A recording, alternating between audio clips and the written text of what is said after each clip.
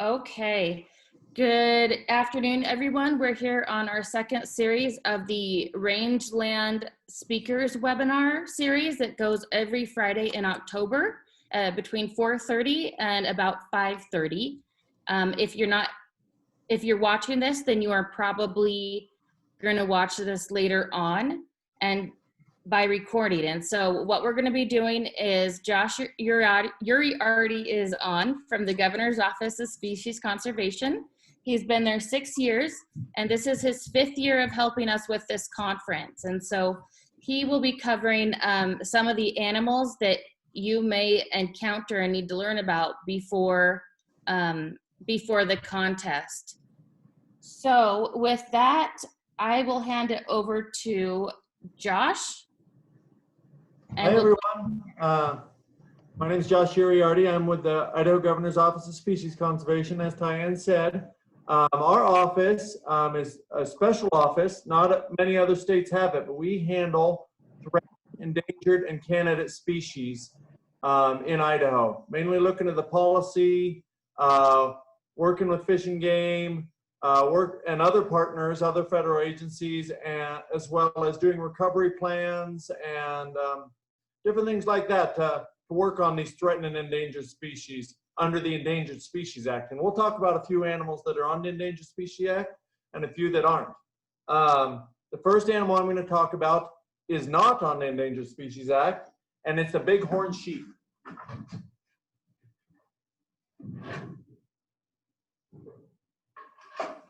The bighorn sheep is fairly identifiable, especially the males. They have these long, curled horns. See, this is curling, and so this is a ram. The horns will curl like this. The females, they'll have shorter horns, and they won't curl as much. But this is a bighorn sheep ram. This is just the skull, though. If you were to find a live bighorn sheep, it would have a brownish color. It'd be a brownish color and a big white rump patch on its rear end. And it would have, if you looked at its feet, if you got close enough to look at its feet, it would have split hooves.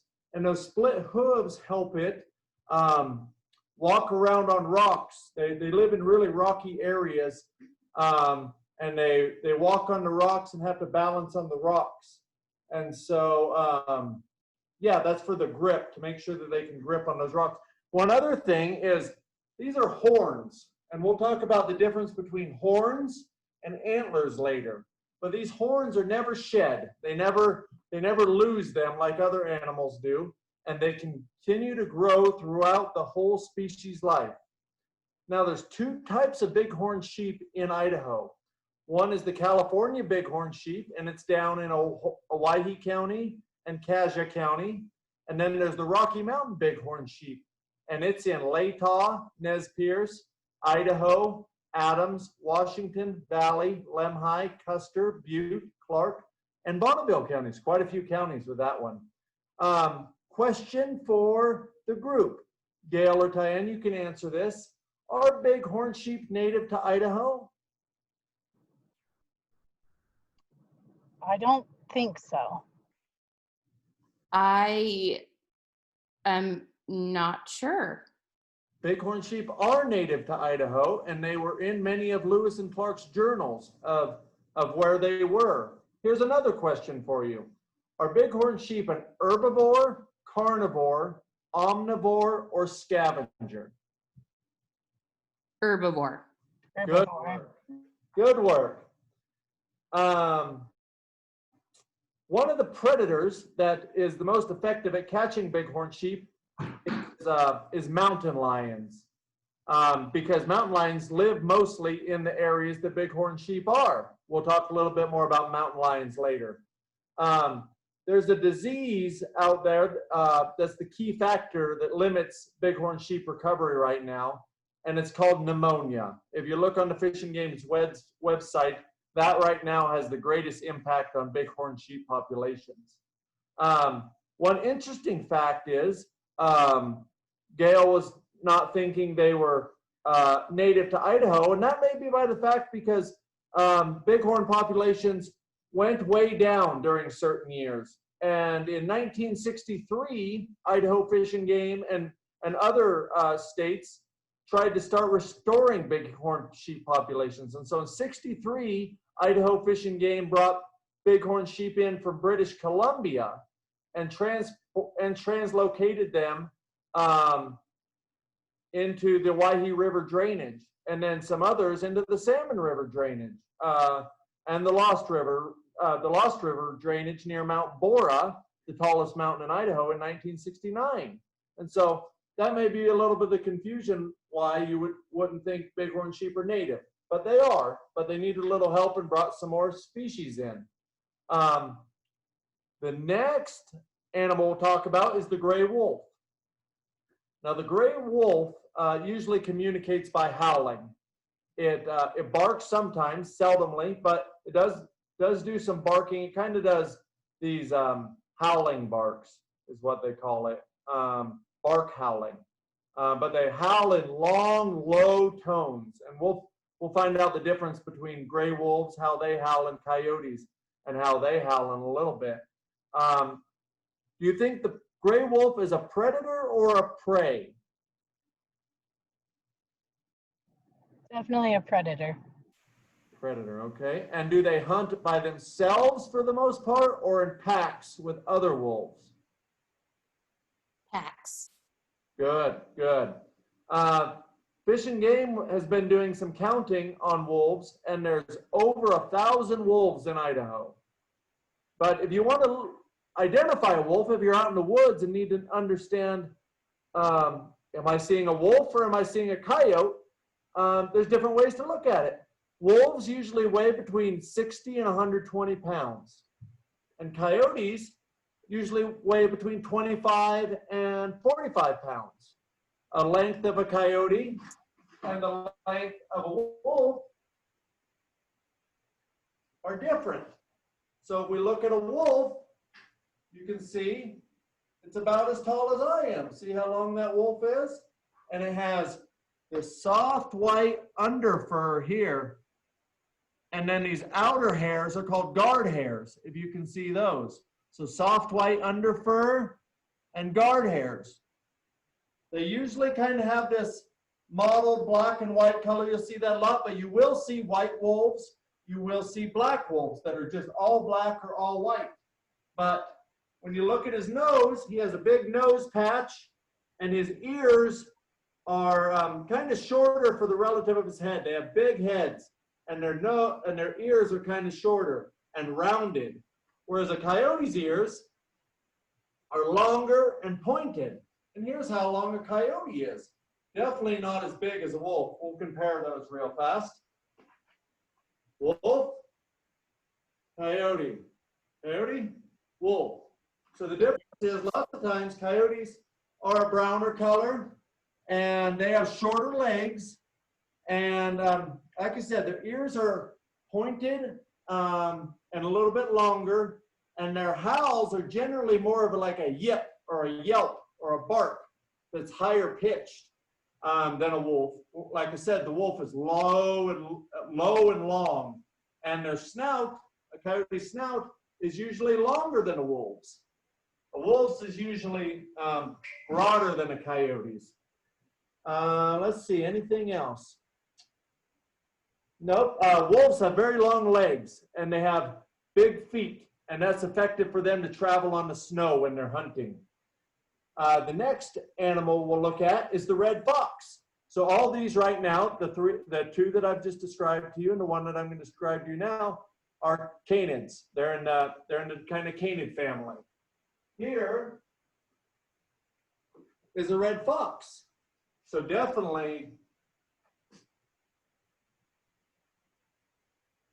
smaller than a coyote. See? And definitely smaller than a wolf. Red fox, you can notice, has red color. You can see the red color there, and has these black tips on its ears. Let me grab my notes, make sure I'm telling you everything. The tail, on a tail of a fox, This one's a little short, must have got nipped off, but is usually as long as its body is.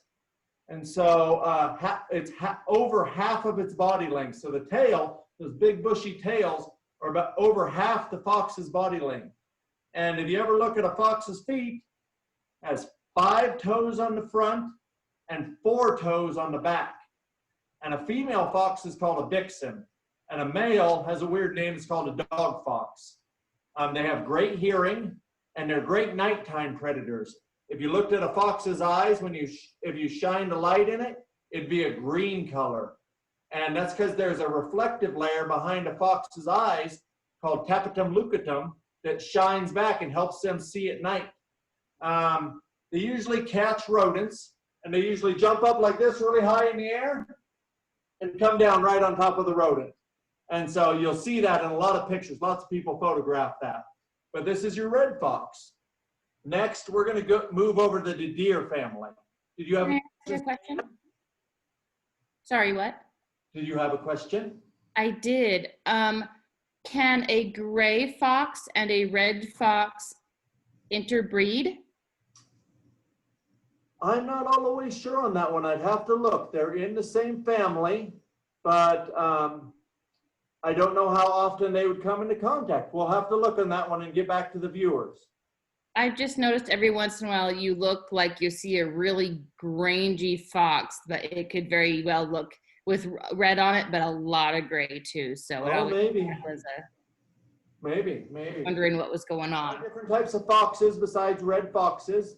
There's kit foxes and some other different types of foxes. So maybe you saw a whole different fox, but we can look up that answer later. Now we're going to move to the deer family. The deer family doesn't just have deer in it. So we'll start out with elk. So elk, does anyone know what a male elk is called? A bull. Good job. Good job. And do we know how many chambers in an elk's stomach? So an elk is called a ruminant. Do we know how many chambers an elk has in their stomach? 4. Good job, Tyann. Do elk have antlers or horns? We talked about horns a little bit earlier. Bighorn sheep have horns. Do elk have antlers or horns? Antlers. Antlers, good. The difference between antlers and horns is, for the most part, a horn is this bony part coming out directly attached to the animal's skull, but never comes off. So these horns are attached right to the skull and never come off. Except for an antelope. An antelope's kind of funny. They'll have these horns still, but they're sheaths. And they'll lose the sheaths, but they'll still have this bony part. Whereas an elk, a deer, and a moose, this part comes all the way off. And they look just slick, just like that. So that's the difference between antlers and horns. And so one other question, are elk mainly grazers, like cows, or browsers? Grazers. Grazers. Good. Yep, with that ruminant stomach, they're really grazers. And so their antlers, here's an antler, it's a smaller bull, and bulls have antlers and cows don't. Cow is a female elk. And you can see there's one beam here, and the points come off this way, like this. And then sometimes they'll fork like this. So that's an elk antler. Is it potentially fatal if, for instance, someone cut off the horns of a horned animal? Is there a blood supply in there that could cause damage for some reason? I don't know why someone would want to do it while they were alive and keep them alive, but could it do major damage if they actually lost a horn? No, they're definitely injured. Sometimes you'll see horned animals from fighting lose their horns, or on an antlered animal break their antlers off. But it's definitely an injury like everything else. Could be fatal, could be not, depending on the the severity of the injury. An interesting part, if you ask someone from Europe, if you use the word elk, in Europe, they call moose elk. So kind of confusing there. You go over to Europe and you say elk, it's really a moose. If you come over here and you say elk, we're talking about elk. And now the male elk, its head is usually a darker color and the body's a lighter color. And their rump patch, we've been talking about rump patches, is their rear end. We were talking about bighorn sheep and it was kind of a whiter color. An elk is kind of a beige color. So kind of a little bit more beige yellow color. The Shawnee word, which is a Native American tribe for elk, is a wapatai. So you might get to use that one later. Mating season is called the rut. And those antlers that we were talking about, so they're up here like this. You have your antler. It falls off. When it's growing back, that blood is coming out and forming the antler. And it's formed by blood flowing. And at first, it's really soft material. And then the elk will rub it off on trees or different things like this to get this hard material. But in the beginning, it's covered by what they call a velvet. And it's almost a layer of, skin that has blood flowing through it, depositing calcium. And it'll deposit more and more calcium. And that's how you get these antlers. Let's move to deer and see what the difference between elk and deer are. So here's a mule deer. So you can see on this mule deer, again, this is an antler. They're in the deer family. And on this, the horns come up and they fork. And then at every section, they'll fork again, just like that. Here's a set of antlers, like this. And so this is a mule deer antlers. If you look, here's a whitetail antler. And it comes up and come off one beam, just like that. A mule deer has a white rump and a little white tail with a black tip on the end.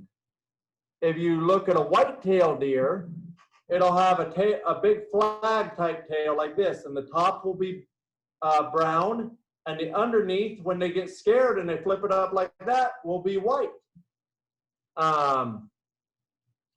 Let's see. So we got mule deer, we got elk. Mule deer are usually a browner color in the summer and a grayer color in the winter. Mule deer are called mule deer because of their big ears, like mule ears. Let's see what else I have for you there. And then we'll move to the largest member of the deer family right after that. And a mule deer, unlike an elk, is a browser. So they browse on the most nutritious plants instead of grazing just on as much grass as they can. But mule deer, elk. Now we're going to move to the largest member of the deer family. Gail or Tyann, do you know what animal that is? Moose. Moose, good job.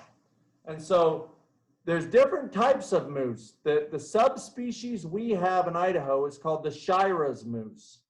And it's the tallest, besides being the biggest member in the deer family, it's the tallest mammal in North America. It has palmated antlers. So here's a set of antlers on the male again, and see how they're palmated, like your palm. Here's this antler. That's a moose antler. So here's the set of moose antlers, like this, and they're palmated. They lose their antlers every year, just like deer and elk. They also have a flap of skin hanging down right here, and that's called a dewlap or a bell. They have long legs for wading in marshes, and they're usually a dark brown color. And they have a big upper lip that you'll see sometimes. You'll see on your flashcards. A big upper lip, and it's oversized, and it's very sensitive. So when they're foraging down under the water or on branches, they can pick the best shoots or the best vegetation. The name moose in an indigenous and American tribe, the Algonquin, means a twig eater. So that's what I know about moose. So the next one we're going to move to the desert area. So if you ever see a sage grouse, you'll know it in a couple ways. So a sage grouse is a bird, and it lives in the rangelands, out in the sagebrush. A sage grouse eats sagebrush throughout its whole life, but in the winter, October, November, December, January, February, heading into March right there, eat nothing but sagebrush. So sage grouse needs sagebrush its whole life, but definitely in the winter. So that's one thing.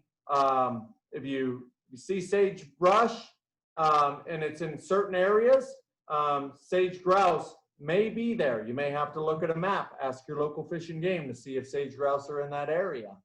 For the first week of a sage grouse's life, though, when it's a chick, it eats nothing but insects.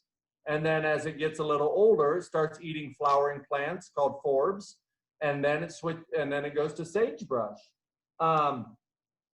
You may ask, like, how can I tell the difference on a sage grouse and a pheasant?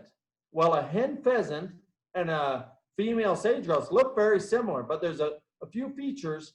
Everyone kind of knows what a hen pheasant looks like, but there's a couple features that you can distinguish a female sage grouse and a female pheasant. So a pheasant has like bare legs, so it's just the leg, and when you look at a sage grouse, it has feathered legs. The feathers go all the way down the sage grouse's legs. That's one way to tell. The chest of a sage grouse, or the belly of a sage grouse, has a black patch. No other grouse or the pheasants have that black patch on its front side. Also, has a spiky tail, and so a female pheasant has one long feathers coming out like that. A sage grouse will have spiky feathers, just like that, just like my fingers coming out in spikes, just like that. A sage grouse, like I said earlier, does their mating on what's called leks, L-E-K. And the males, they dance around, and they have big air sacs in their chest, and they pop up and down, whoop, whoop, whoop, whoop, whoop, whoop, and they do dances on their leks, and that attracts the females. And so the male that can do the best dance and dances the longest usually gets the female. In Idaho, the main threats to sage grouse are wildfire and invasive annual grasses, like cheatgrass and Medusa head and some other grasses like that, that they like fire. And so whenever fire starts in them, they burn, and they burn up all the sagebrush, and then the annual grasses come back, and then they burn again and again, and then takes away all that food that I was telling you that sage grouse need. So that's sage grouse. Some other animals that need sagebrush is the pygmy rabbit. The pygmy rabbit is the smallest rabbit in the United States, and it's the only rabbit that digs their own burrows. The summer coat is usually brown, and the winter coat is usually gray. And if a pygmy rabbit detects a predator, it lets its neighbors know and does a whistling sound. And when they dig their burrows down, and then they have a whole bunch of different burrows within that. They have living rooms and bedrooms and different things like that. And they don't usually jump like rabbits. You know, you hear about hopping and rabbits. They don't usually do that. They usually scamper around to run away from predators, and they'll go down into a burrow to get away. Whereas we'll talk about a white-tailed jackrabbit in a little bit. White-tailed jackrabbit, they're meant for running away, and they have big, long back legs.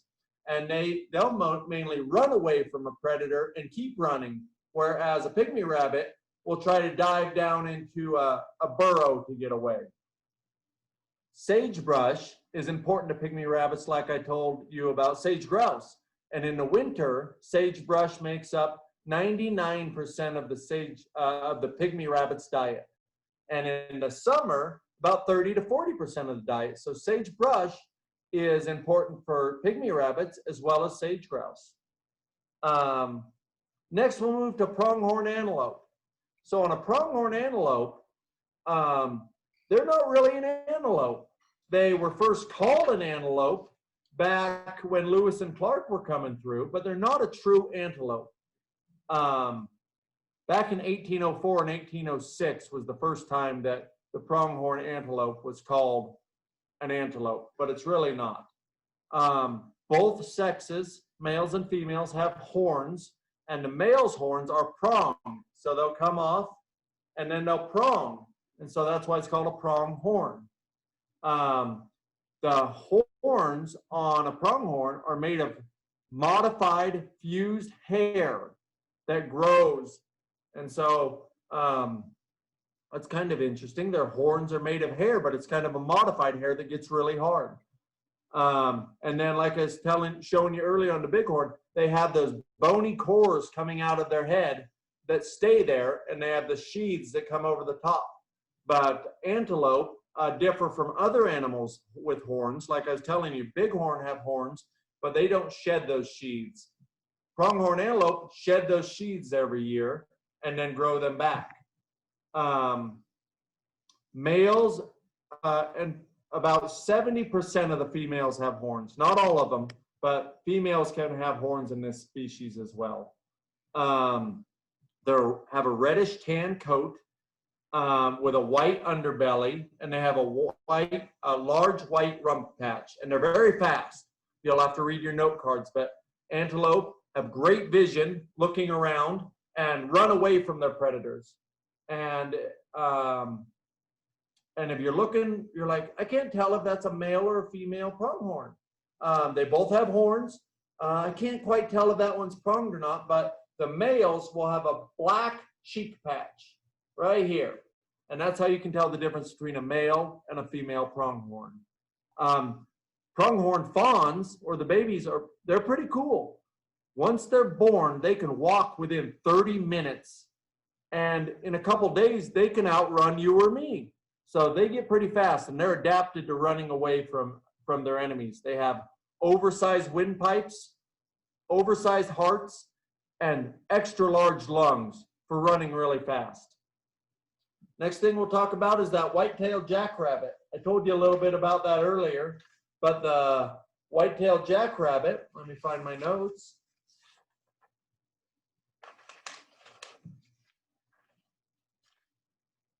Is a hare. So white-tailed jackrabbit, even though it has rabbit in the name, it's considered a hare. They're the same family as rabbits, but a different species.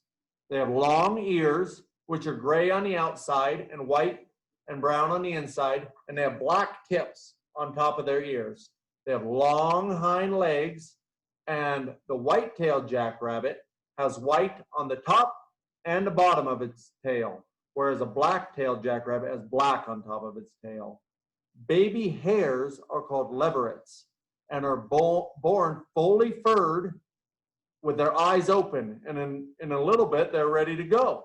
Whereas a baby rabbit is called a kit, and they're born hairless, blind, and helpless, and the mom and dad have to take care of them the full time.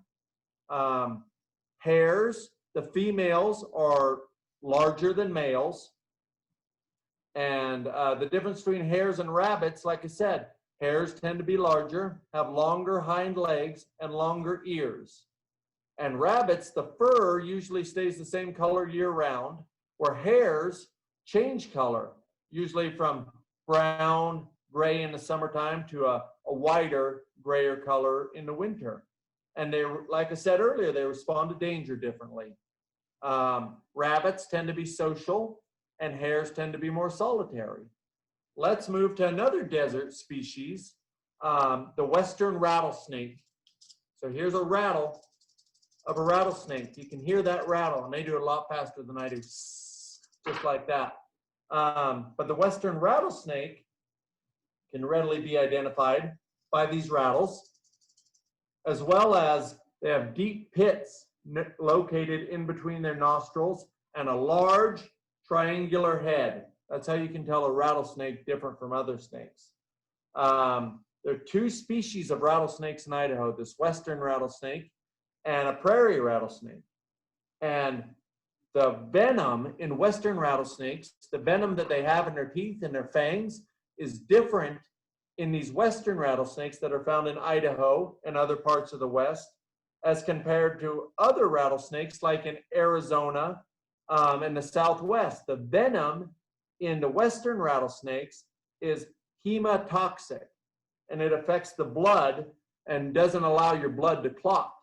Whereas other snakes are neurotoxic, and their venom affects your nervous system and paralyzes your prey. So kind of two different venoms there. That's kind of cool. Tyann and Gail, do you know if western rattlesnakes give birth to live young or lay eggs on the ground? Live egg. young. They give birth to live young. They the female hatches their eggs inside of her, and then when the snakes are born, they're live little snakes, and so they don't hatch their eggs out on the ground. The eggs are hatched inside of them, and then when the snakes are born, they're live young. That's kind of cool. And when are all these little rattlesnakes born? They're usually born in Idaho, September, early October. Usually, western rattlesnakes are found in drier areas with a rock component. Here's one other fun fact. Do western rattlesnakes have vertical pupils or round pupils? Tyann and Gail, do you know vertical or round pupils for a western rattlesnake? Vertical. Vertical. Good job. Good job. Let's move to one more species, not necessarily in the sagebrush rangelands, but they can be, but more of a grassland species is the long-billed curlew. Now, the long-billed curlew is kind of a cool bird. They come back. They're a migratory bird, so they're protected under the Migratory Bird Treaty Act, and they're protected in Idaho under state law. They're a protected non-game species. You cannot legally shoot a curlew. It's illegal. Some of the biggest threats to curlew, though, are poaching. People, they've been doing several studies and have found that different folks are illegally killing the birds. And other things is some of their land, their grassland areas are being paved over. Urban development, homes getting paved over. They really depend on a lot of these farmlands and different grassland areas, and those areas are being paved over in some areas, taking away their habitat. The long-billed curlew's numbers have dropped in this region over the past 40 years, about 92%, so have dropped quite a bit. I have a question. Go ahead. What makes them so desirable to hunt? They're not desirable to hunt. Usually, when someone is out there shooting or hunting, or maybe they're just seeking them on purpose, but they're not really hunted. They're usually shot because they're protective of their nests. And so when you come around their nests, they may either pretend to be injured or actually like be aggressive toward you. And so they're out there a lot of times when people are recreational shooting at cans or targets or different things like that. And for some reason, the people are shooting them. And so they're not really hunting them. They're just shooting them when they're out and about for whatever reason. And the BSU and several of the universities have been collaring long-billed curlew, and a large percentage of the birds that they've had collared have been shot. They found that they've been shot. And so that's kind of sad to hear. We talked about the curlews are a grassland species, and the curlews in Idaho go all the way down. The tagged birds, remember I was telling you about they tag them with GPS collars. The curlews that were tagged in Idaho and Montana ended up all the way down in California's Central Valley, as well as the Gulf of California down in Mexico. And curlews in Idaho usually return from their wintering grounds, usually mid-March, early April. But that long bill, they usually probe down into the sand or the mud or near some shallow water, and they usually find larvae and worms and shrimp and crabs and other prey that burrow down. So they use that long beak to poke down into the silt or the mud to get those different species. Let's see. That's what we have for long-billed curlew. Let's move on to the feline species. And so first we have a bobcat. So here's a bobcat there. And you can see on the bobcat has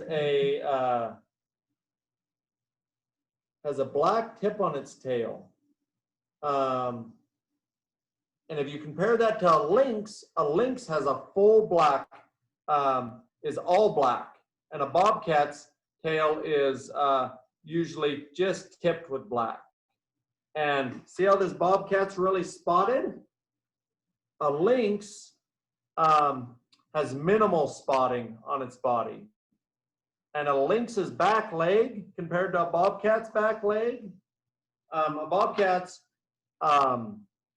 back leg is barely longer than its front, but a lynx's back leg is longer than its front. So it kind of walks like this at an angle, where its back hips are up because its back leg is longer. A lynx has larger paws, and on its ears has larger black tufts on the top of its ears. You can see how this bobcat doesn't really have very big black tufts. A lynx has big black tufts on the top of its ears, black tufts of hair, and larger paws and longer legs and minimal spotting, and then that tail. You see that full black tail compared to just the tip of the tail, you're looking at a lynx. Now, lynx right now is currently a threatened species under the Endangered Species Act, where a bobcat is not protected by the Endangered Species Act. Do we know what a Canada lynx's main prey is, Tyann or Gail?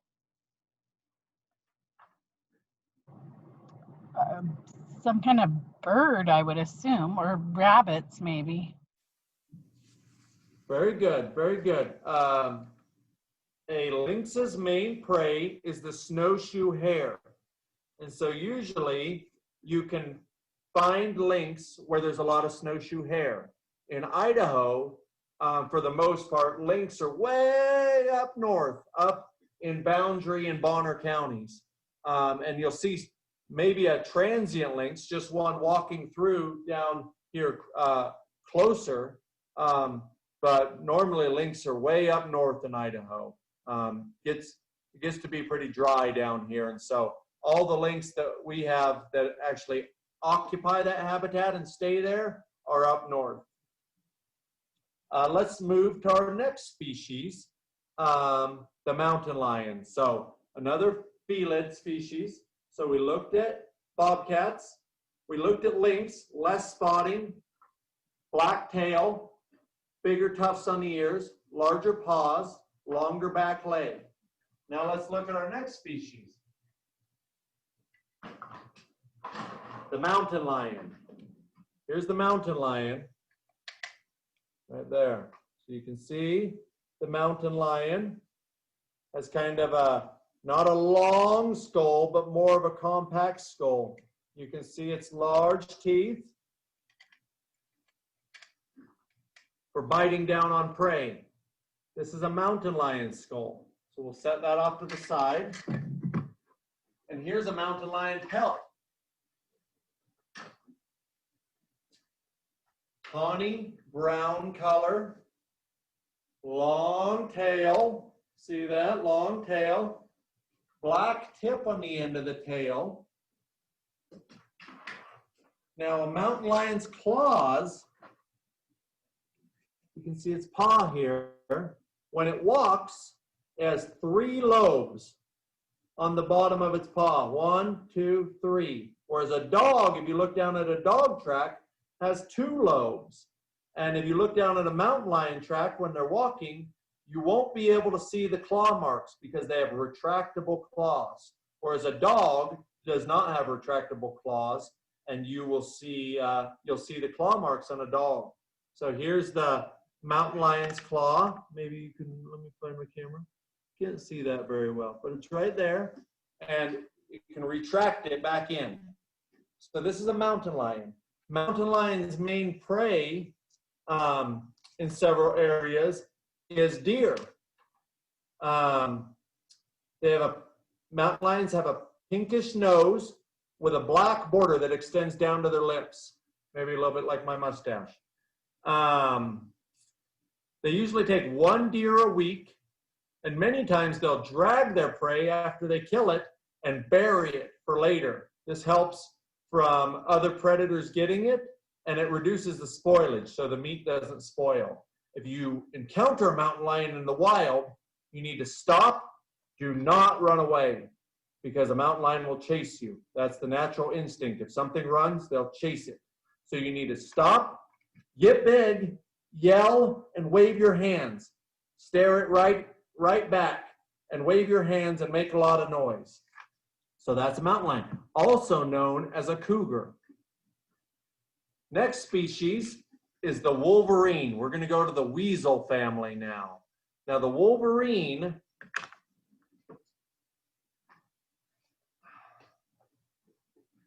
here you go, is the wolverine. And these lines here are very distinctive. These blonde lines, here's its head up here, and here's its tail down here. And these blonde lines going down its flank and down to the bottom of its tail are very distinctive. So it's this brown color, has some blonde up here on the front. You can see the blonde up on the front, and then the blonde coming down the sides, and then the brown color, and then has these strong claws for digging. So they dig down in the snow, and they really have a great sense of smell. They can, when things get buried by an avalanche or something dies and gets covered in snow, they can smell something dead underneath the snow up to 20 feet down there. So they can dig down 20 feet in the snow to find something because they smelled it way down there. Each wolverine's pattern, like I showed you on this one, this pattern here and the pattern on its face is unique. It's kind of like a thumbprint. Every wolverine has a different pattern. The scientific name, gulo gulo, means glutton in Latin. So it means they just get as much food as they can, and they're a glutton. They eat and eat and eat, and they just love eating. And so that's what their Latin name means. Gulo gulo means glutton in Latin. Winter recreation is something like backcountry skiing, snowmobiling, different things like that can disturb wolverine during the winter months. Researchers and scientists and land managers right now are looking how to still have those things on the landscape, but do it without affecting the wolverine a whole bunch. We just found out today that the U.S. Fish and Wildlife said that the wolverine goes from all the way down here, all the way up into Canada and Alaska, and is not considered a threatened species, and so is not considered under the Endangered Species Act. But land managers and people will still make sure the wolverine is growing and is stable, their populations are stable, and that things don't impact them. Males, wolverine, are usually about 26 to 42 pounds. So 26 to 42 pounds on a wolverine. And they're active year-round. They don't hibernate. They, in the snow, they're out there looking for prey, or looking for dead animals in the snow or different things like that. And Tyann and Gail, is a wolverine related to a weasel? Oh, I can't remember that. I've been told the story. I can't remember. Me I'm neither. gonna say no. Actually, the wolverine. Actually, I changed that because you just told me you were going to talk about the weasel family. Yes, they are. Yes, the wolverine is the largest land-dwelling member of the weasel family, which is called Mustelidae. And let's see, went through all that. I said they don't hibernate. They usually put their dens where they're going to have their young in the snow, where there's rocky hillsides or large boulders or large logs where the snow covers them up, and then they burrow down and have their den in there.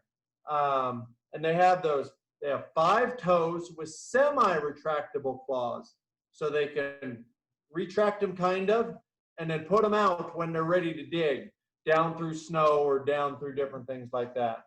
So that's kind of cool. Now the marten, we're going to go to another weasel family member, and that's called the marten. The marten is a lot smaller than a wolverine. So wolverine, marten. Now the wolverine lives way up in the very high mountaintops, up in the rocky areas, kind of in the alpine, subalpine areas. Now here's the marten, and it's this brown color. If you can see that brown color, it has brown color and very long, and has this white front on it, the white front, yellowish front up on its chest. Long and slender, has a very long tail, and kind of this brownish color. The pelt is very soft. We can tell you a little bit more about the marten, which is a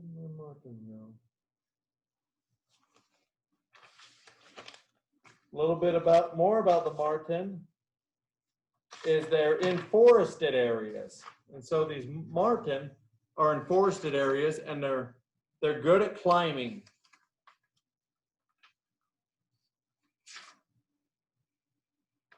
I don't know where my marten went. That's all right.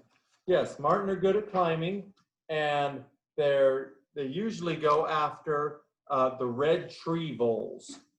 And so if you're looking for a marten, they're going to look something like this. And they're about 30 to 34 inches long. And they're primarily nocturnal. And they're solitary creatures. They don't hang out in groups. They like to be alone. And snow, they burrow down in the snow to keep warm. And the snow insulates them. And they have, on the bottom of their feet, they have actually fur on there to keep their feet warm and act as snowshoes. So that's the marten. It's also part of the weasel family. It looks almost more like a weasel. Next, we have the badger. So here's your badger.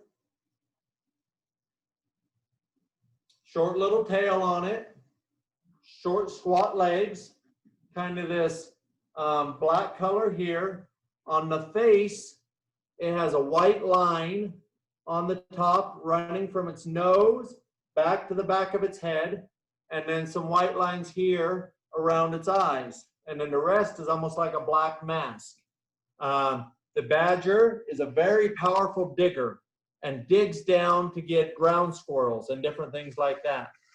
Ground squirrels, prairie dogs, different things like that.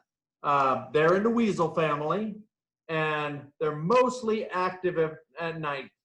Funny thing, we were talking about coyotes earlier. The badger has been known to cooperate with the coyote to when they're hunting. So they work together to get their prey, such as ground squirrels and different things like that. They have brown fur, like I was showing you, short legs and a low profile, very squat. They kind of prefer the open grasslands or the sagebrush areas, fields and pastures and different things like that. And they're a carnivore. They don't hibernate, not true hibernators. Excellent diggers, like I was telling you. They help control rodent populations. They eat a lot of rodents. A male badger is called a boar, and a female is called a sow. They don't have very good eyesight, but they have excellent smell and hearing. Badgers eat squirrels, like I was telling you. They eat Columbian ground squirrels as well. That's one of their species. The Columbian ground squirrel is one of the bigger squirrels, and it actually competes with a threatened species here in Idaho that lives in Washington and Adams and Valley County called the North Idaho ground squirrel. So they occupy the same areas. The Columbian ground squirrel is bigger than the Northern Idaho ground squirrel. If you're looking at a Columbian ground squirrel, their facial fur is kind of bronze across the bridge of their nose, just like this, and it's kind of a bronze color. And around their eyes, they have pale eye, like kind of a pale ring around their eyes. And their other fur is kind of beige or gray. And they hibernate most of the year. 7 to 8 months in the year, Columbian ground squirrel is asleep or hibernating. When they dig down and when they form their tunnels, they actually have a special hibernation chamber. So when they go to bed, they block it off with some dirt, and then they sleep there for 7 to 8 months. For the most part, Columbian ground squirrels eat grasses and leaves and fruits and seeds and different things like that. And sometimes they've been known to eat eggs and birds and insects and other small mammals. So we are thinking that they're herbivore, but then they ate those other things as well. They kind of have a darker tail as well. That's what I have on Columbian ground squirrel. Now let's move into our bears. So we have 2 types of bear in Idaho. Gail and Tyann, do you know what the 2 types of bear are? Grizzly and black bear. Good job, grizzly and black bear. So our first bear is a black bear. So here's your black bear, like this. And the black bear isn't always black though. Sometimes you can have a cinnamon black bear, cinnamon colored black bear. You can have a blonde black bear or a reddish colored black bear. A black bear is different than a grizzly bear. And you can notice that in a couple different ways. A grizzly bear has a hump on its shoulder, a big muscular hump on the back of its shoulder. And a grizzly bear's claws are usually much longer. A grizzly bear usually has smaller ears and kind of a concave or a dish profile face, whereas a black bear doesn't, kind of has a stubbier, slanted face. Grizzly bears usually have the grizzled color, kind of the grizzled color fur, where, like I was telling you, black bears are the different colors. A grizzly bear's nose is 1,000 times more developed than a human's nose. So they can smell 1,000 times better than we can. That is pretty crazy. Are grizzly bears herbivores, carnivores, or omnivores? Gail and Tyann? Omnivore. Omnivores, good work. Omnivores because they can eat white they eat white bark pine nuts. They eat army cutworms. They eat army cutworm moths and the larvae, berries and meat and grass. They've actually been known to eat 40,000 moths in a day, and they can gain up to 30 pounds in a week. So gaining 30 pounds, get ready for hibernation. When do we think grizzly bears emerge from hibernation in their dens? What month do we think they emerge?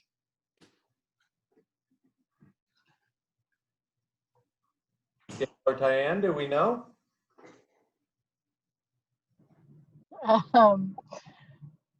Depends on where you're at in the state for the weather, I guess, maybe. Yeah. Early spring. Yeah, usually late March through May, depending on where you're at, for sure. Grizzly bears in Idaho are in the Yellowstone area, and then up north in the Selkirks and Cabinet Yaks. Sometimes we've had some bears wandering some different places, but the two population of bears right now are in the Yellowstone area in Idaho and the Selkirk Cabinet Yaks up north. Now, grizzly bears are considered threatened species under the Endangered Species Act, where black bears are not considered endangered species. Here's a grizzly bear's skull. So you can see how big it is. There we go, bear skull. And the difference between a wolf skull. So you can see the difference between a bear and a wolf skull.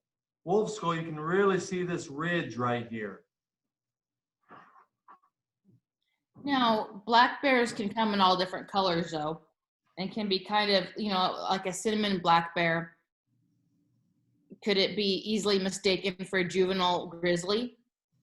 There are different, yep, they can be confused very often. And so if you would like a test, you can go on the Idaho Fish and Game website and understand if they have a test for you to take. They have different pictures and different things like that. You can see on this thing here, here's a grizzly bear's foot. Look how much bigger than my hand it is. And has these long claws right here, just like that. So this is a grizzly bear with those long claws. If you're out in the woods in grizzly bear area, carry bear spray. Let's see, I think we're almost done. The last ones we're going to go through are Chinook salmon. So the Chinook salmon is one of the species of salmon in Idaho. And Chinook salmon, if you're going to be like, how do I know the difference between a steelhead and a Chinook salmon, or a Chinook salmon and a coho salmon? Well, the Chinook salmon, the gums are black. And so you'll notice the Chinook salmon's gums are black. That is the telling feature on a Chinook salmon. Other things that you can tell are kind of long and silvery. They're kind of this long and silvery color, but the main thing is those black gums. A salmon's nest, when they make a nest to lay their eggs, is called a redd. And usually Chinook salmon die after they spawn. So after they lay their eggs, they usually die. They're born here in the fresh water in Idaho, and then they make a journey 900 miles to the ocean from some areas and go to the ocean and get big, and then they come back.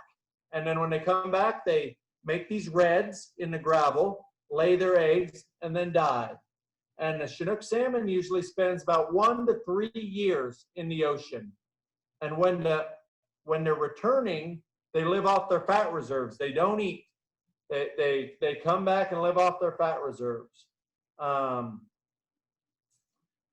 steelhead, we can go to steelhead really fast and do the two fish species. A steelhead and a trout are the same species. A trout, a rainbow trout, stays in fresh water, where a steelhead is born in fresh water and migrates to the ocean, and then spends 1 to 3 years in the ocean. When a steelhead gets ready to spawn, on their side, a pinkish or reddish stripe forms. And the mouth of a steelhead doesn't extend past the back of its eye. It'll be even, but not past the back of its eye if you look at a steelhead's mouth. No teeth on the base of the tongue on a steelhead. And a steelhead, unlike the salmon we were talking about earlier, can go to the ocean, come back, spawn, and then go back to the ocean if it doesn't get caught by a predator, different things like that, and then come back and spawn again. So that's pretty cool. There's owls. The great gray owl is in your flashcards, has these big dishes here on its face. It's kind of a dished face, just like this, and that helps it hear. And then a bull trout isn't really a trout, it's a char. You'll have to look on your note cards for that. But the difference between char and trout on when looking at them is a trout has a light body with black spots, and a char has a darker body with light spots. So that's how you can tell the difference. So the toad is on your flashcards as well. You'll have to look into those, the western toad, and it's kind of a cool little species. Let's see if I find my thing. Western toad down its back has a white dorsal stripe, and its body's usually gray or green, and has black blotches or bumps on it. So that's kind of how you can identify it. And males, they don't have any vocal sacs. They can chirp, but they don't have big vocal sacs like bullfrogs or different things like that. They're considered to be a gardener's friend because they eat pesky insects and slugs and different things like that that eat up your garden. And a toad in the wild can live 8 to 12 years. The eggs that they lay, they can hatch in 10 days. And those little tadpoles that you can see, if it's a western toad, it usually takes up to 2 months for it to go from when it's hatched to a toad.